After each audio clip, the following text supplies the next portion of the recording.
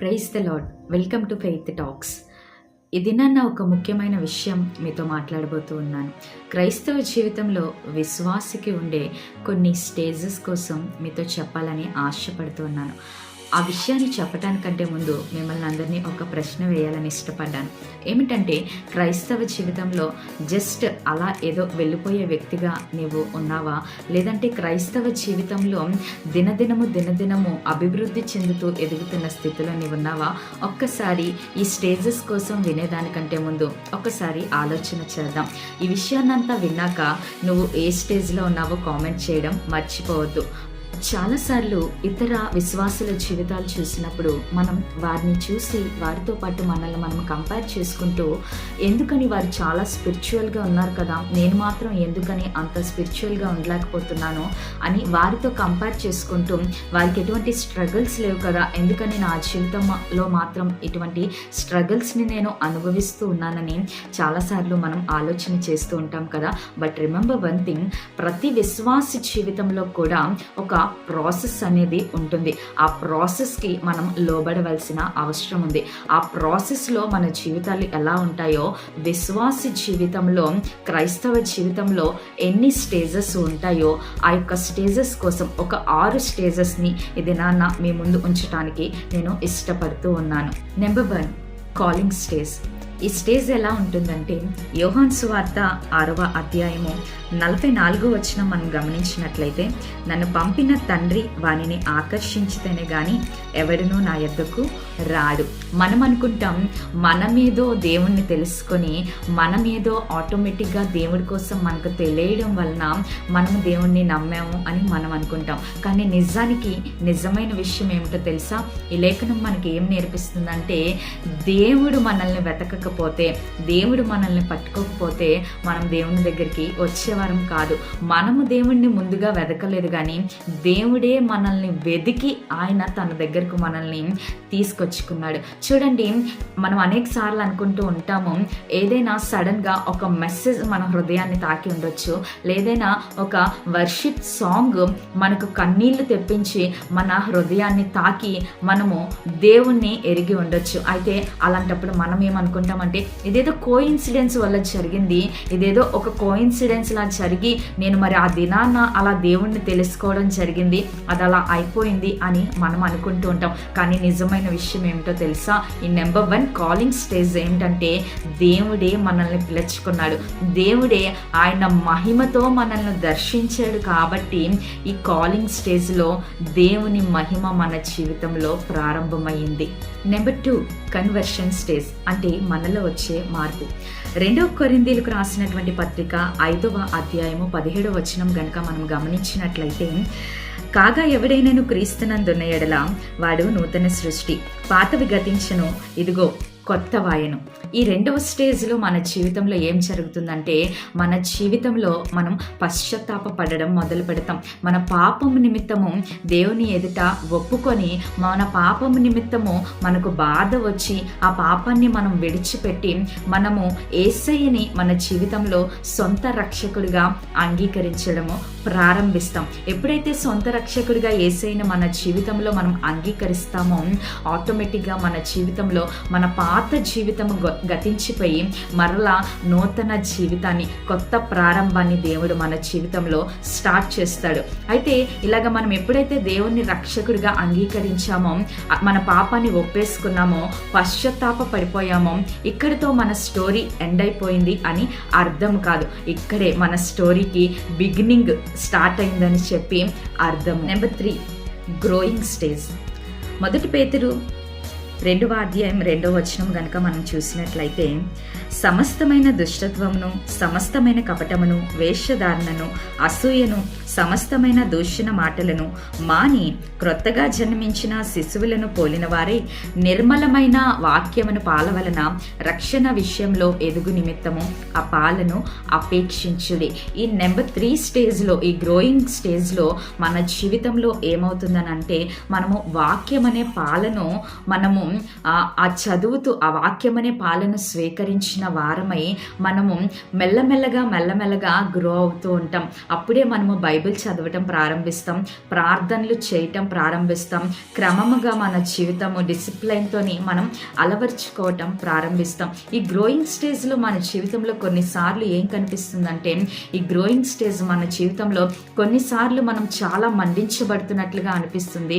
కొన్నిసార్లు ఎండిన జీవితంగా కొన్ని టెంప్టేషన్స్ వలన, కొన్ని డౌట్స్ వలన మనం గ్రో అవుతున్నటువంటి ఆ స్టేజ్లో అనేక రకాలైన శోధనలు మనకు ఎదురయ్యి మనము కొన్నిసార్లు పడిపోతూ ఉంటాం, కొన్నిసార్లు లేస్తూ ఉంటాం, కొన్నిసార్లు మండించబడుతూ ఉంటాం, కొన్నిసార్లు ఎండిపోతూ ఉంటాం. కానీ మనం గుర్తుంచుకోవాల్సిన విషయం ఏమిటో తెలుసా? గ్రోత్ ఎప్పుడైనా మెల్లమెల్లిగా అది దినదినము మనల్ని ఆ గ్రోయింగ్ స్టేజ్లోనికి తీసుకొని వెళ్తుంది. చూడండి, మనం ఒక విత్తనం వేస్తాం కదా, ఒక విత్తనం భూమిలో నాటినప్పుడు అది వెంటనే మొలకెత్తేస్తుందా అంటే లేదు కదా, దానికి కొంత సమయం పడుతుంది, కొన్ని సంవత్సరాలు పట్టొచ్చు లేదా కొన్ని నెలలు పట్టొచ్చు. దాని యొక్క పరిమాణము ప్రకారము ఆ సీడ్ గ్రో అవ్వటానికి, అది ఆ విత్తనము కాస్త మహావృక్షంగా మార్చబడటానికి ఒక సమయం పడుతుంది. అలాగే మనలో నాటబడినటువంటి విత్తనము, ఆ వాక్యం అనే విత్తనము, ఆ ప్రార్థన అనే విత్తనములో మనము క్రైస్తవ జీవితంలో ఫలించి అభివృద్ధి చెందటానికి, మనము గ్రో అవ్వటానికి కూడా కొంత సమయం పడుతుంది. అందుకనే మన జీవితంలో కొన్నిసార్లు ఎండిపోయిన స్థితి, కొన్నిసార్లు మనం చాలా అగ్నితో మండించబడుతున్నటువంటి స్థితి ఈ థర్డ్ స్టేజ్లో మనం చూస్తూ ఉంటాం. Number 4, testing stage. ఈ స్టేజ్లో మనం అనేక రకాలైన పరీక్షలు ఎదుర్కోవాల్సి ఉంటుంది. యాకోబు రాసినటువంటి పత్రిక 1వ అధ్యాయము 3వ వచనం మనం గనక గమనించినట్లయితే, మీ విశ్వాసమునకు కలుగు పరీక్ష ఓర్పును పుట్టించునని ఎరిగి మీరు నానా విధములైన శోధనలలో పడినప్పుడు అది మహదానందమని ఎంచుకొనుడి. ఇక్కడ ఈ స్టేజ్ మనకి చాలా పెయిన్ఫుల్గా అనిపిస్తుంది. ఎందుకంటే అనేక రకాలైన పరీక్షలు మనం ఈ స్టేజ్లో ఎదుర్కోవాల్సి ఉంటుంది. కొన్నిసార్లు మన ప్రార్థనలకు జవాబు రాలేనట్లుగా మనకు అనిపిస్తూ ఉంటుంది. మన ప్రార్థనలకు జవాబు రావటం ఆలస్యం అవ్వచ్చు. జనాలు మనల్ని ఈ స్టేజ్లో మిస్అండర్స్టాండ్ చేసుకుంటారు. ప్రజలెవరు మనల్ని అర్థం చేసుకోకపోవచ్చు. ఎక్కడ ఏ స్థితిలో చూసినా ఏంటి వీరు నన్ను ఇలా మిస్అండర్స్టాండ్ చేసుకుంటున్నారు అని మనకు అనిపించవచ్చు. చాలా మన ముందున్నటువంటి అనేక రకాలైన డోర్స్ క్లోజ్ అయిపోయినట్లుగా మనకు అనిపిస్తూ ఉంటాయి. ఈ సందర్భంలో ఈ పరీక్షల్లో మనకి ఏమనిపిస్తుందంటే, దేవుడు ఎక్కడికి వెళ్ళిపోయాడు, ఏంటి దేవుడు నన్ను విడిచిపెట్టేశాడా, దేవుడు నన్ను మర్చిపోయాడా, దేవుడు నన్ను వదిలేశాడా అని చెప్పి ఈ పరీక్షలు మనకు ఎదురవుతున్నప్పుడు, మన ప్రేయర్స్ డిలే అవుతున్నప్పుడు, జనాలందరూ మనల్ని మిస్అండర్స్టాండ్ చేసుకున్నప్పుడు, మన ముందున్నటువంటి డోర్స్ క్లోజ్ అయిపోయినప్పుడు ఈ స్టేజ్లో మనకు అనిపిస్తూ ఉంటుంది. అయితే మనం అర్థం చేసుకోవాల్సిన విషయం ఏమిటో తెలుసా? ఈ టెస్టింగ్ స్టేజ్లో దేవుడు మనల్ని విడిచిపెట్టేశాడని కాదు కానీ, ఆయన రిజెక్ట్ చేశాడని కాదు కానీ, ఆయన మనల్ని రిఫైన్ చేయడానికి ఇష్టపడుతున్నాడు అని చెప్పి ఈ స్టేజ్లో మనము అర్థం చేసుకోవాలి. చూడండి, మనకందరికీ చాలా చక్కగా తెలిసినటువంటి విషయము, బంగారము ఎప్పుడైనా అగ్నిలో పడి అది పరీక్షించబడ్డప్పుడే దాని ప్యూరిటీ పెరుగుతుంది, దాని విలువ పెరుగుతుంది. అది అగ్నిలో పడకపోతే అది ఒక ముద్దలాగా ఉన్నంత వరకు దాని యొక్క విలువ పెరగదు. అది ఎప్పుడైతే అగ్నిలో పడి దాని పరీక్షలు అది ఎదుర్కొని దాని యొక్క ప్యూరిటీని అది తెచ్చుకుంటుందో అప్పుడే ఆ బంగారానికి విలువ పెరుగుతుంది. అలాగే క్రైస్తవ జీవితంలో కూడా మనము పరీక్షలలో ఉండి ఆ పరీక్షలను మనము ఎదుర్కొని ఆ శోధనలలో మనము నిలబడ్డప్పుడే దేవుడిలో మన జీవితము, ఆ పరీక్షల్లో నిలబడ్డ మన జీవితం మరింత బలపరచబడటానికి, మరింత స్ట్రాంగ్గా అవ్వటానికి అవకాశంగా ఉంటుంది. కనుక పరీక్షలు మీకు ఎదురవుతున్నట్లయితే దేవుడు మిమ్మల్ని విడిచిపెట్టేశాడని అర్థం కాదు. కానీ ఈ నెంబర్ 4 స్టేజ్లో ఈ పరీక్షల్లో మనం నిలబడగలిగితే మరింతగా మనము బలము పొందుకోగలము, దేవుని కొరకు మరింతగా బలంగా నిలబడగలము అని అర్థము. Number 5, maturity stage. ఈ స్టేజ్ మన జీవితంలో ఎప్పుడొస్తుందంటే మనము నెంబర్ 4 స్టేజెస్ని ఎప్పుడైతే మనము దాటుకొని ఈ నెంబర్ 5 స్టేజ్లోనికి వస్తామో వాటిని అన్నిటిని మనము అంగీకరించి భరించి వాటిని నెగ్గుకొని ఈ మెచ్యూరిటీ స్టేజ్లోనికి వస్తామో ఈ మెచ్యూరిటీ స్టేజ్ మన జీవితంలో ఏం చేస్తుందో తెలుసా? గలతీలకు రాసినటువంటి పత్రిక 2వ అధ్యాయం 20వ వచనం మనం చూసినట్లయితే, నేను క్రీస్తుతో కూడా సిలువ వేయబడి ఉన్నాను, ఇకను జీవించువాడను నేను కాను, క్రీస్తే నా యందు జీవించుచున్నాడు. ఈ స్టేజ్లో మనకి ఏమర్థమవుతుందంటే ఏ పరిస్థితుల్లోనైనా ఏ సందర్భంలోనైనా క్రీస్తు నాలో ఉన్నాడు, క్రీస్తు నాతో ఉన్నాడు.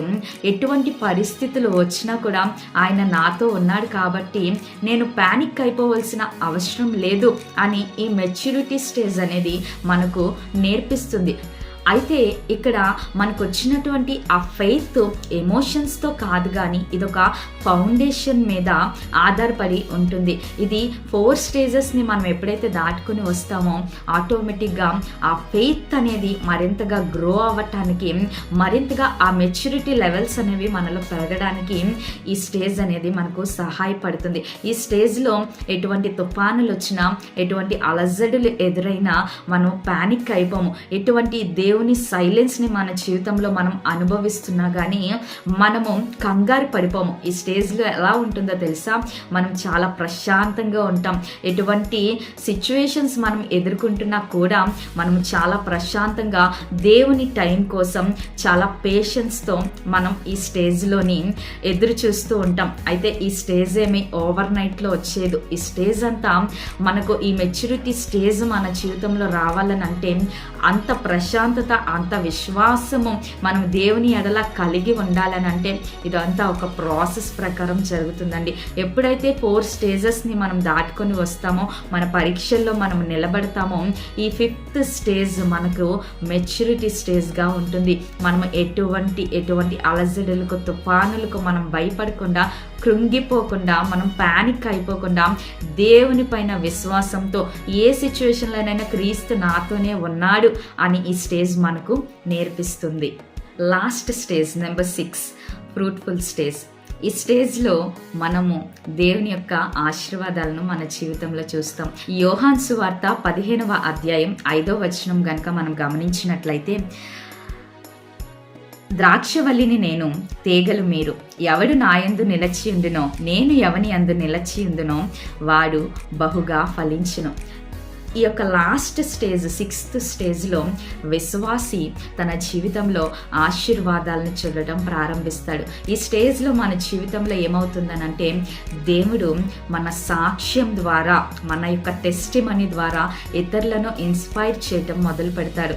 ఈ లాస్ట్ స్టేజ్లో మన యొక్క ప్రార్థనల ద్వారా దేవుడు ఇతరులను బలపరచడం మొదలు పెడతాడు. ఈ లాస్ట్ స్టేజ్లో దేవుడు ఏం చేస్తాడంటే మన యొక్క లైఫ్ ఇతరులకు ఎగ్జాంపుల్గా మారేలాగా దేవుడు చేస్తాడు. ఈ స్టేజ్లో దేవుడు మనల్ని మాత్రమే ఆశీర్వదించడం కాదు, కానీ మన త్రూ, నీ త్రూ, నా త్రూ దేవుడు ఇతరులను కూడా ఆశీర్వదించాలని ఆయన అనుకుంటాడు. ఇతరులను కూడా ఆయన ఆశీర్వదిస్తాడు. నీ ద్వారా, నా ద్వారా అనేక మంది ఆశీర్వదించబడినట్లుగా, అనేక మంది మార్చబడినట్లుగా, అనేక మంది మన లైఫ్స్ ద్వారా ఇన్స్పైర్ అయినట్లుగా, అనేక మంది మన సాక్ష్యం ద్వారా వారు ఇన్స్పైర్ అవ్వనట్లుగా దేవుడు ఈ లాస్ట్ స్టేజ్లో మన జీవితాన్ని మార్చేస్తాడు. దీన్నే ఫ్రూట్ఫుల్ స్టేజ్ అని మనం అంటాము. ఈరోజు ఈ 6 స్టేజెస్లో నువ్వు ఏ స్టేజ్లో ఉన్నావో నాకు తెలియదు, కానీ నువ్వు ఏ స్టేజ్లో ఉన్నా కూడా నువ్వు గుర్తుంచుకోవాల్సిన విషయం ఏమిటో తెలుసా? మనందరం కూడా జ్ఞాపకం ఉంచుకోవాల్సిన విషయం ఏమిటి అని అంటే, మనం ఏ స్టేజ్లో ఉన్నా కూడా దేవుడు మనకు తోడుగానే ఉన్నాడు. ఆయన మన చేయి పట్టుకునే ఉన్నాడు. మనం ఏ స్టేజ్లో ఉన్నా ఆయన ఎక్కడా కూడా మన చేతిని విడిచిపెట్టేయలేదు అనే విషయాన్ని మనం జ్ఞాపకం ఉంచుకోవాలి. అందుకని నువ్వు ఏ స్టేజ్లో ఉన్నా ఆ ప్రాసెస్ని, దేవుడు నిన్ను నడిపిస్తున్న ఆ ప్రాసెస్ని ట్రస్ట్ చేయి. దేవుని యొక్క ప్రామిస్ని పట్టుకొని ముందుకి అడుగులు వేయి. ప్రతి సిచ్యువేషన్లో దేవుడు నీతో పాటు ఉంటాడు. నువ్వు ఈ దినాన్న ఏ స్టేజ్లో ఉన్నావో కామెంట్ చేయడం మర్చిపోవద్దు. Speak faith, live faith. God bless you all.